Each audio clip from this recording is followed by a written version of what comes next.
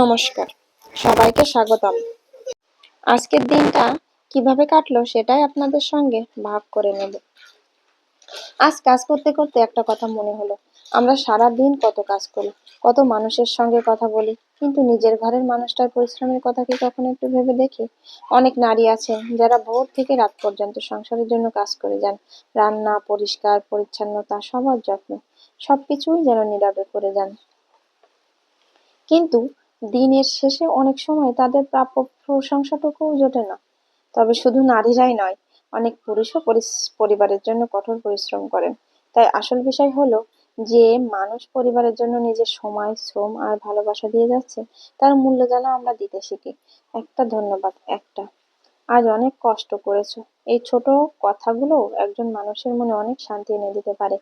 তাই আজ থেকেই চেষ্টা করি ঘরের মানুষগুলোর পরিশ্রমকে সম্মান করতে, কারণ সুখী সংসার কেবল ভালোবাসায় নয়, একে অপরের প্রতি সম্মান আর কৃতজ্ঞতায় গড়ে ওঠে।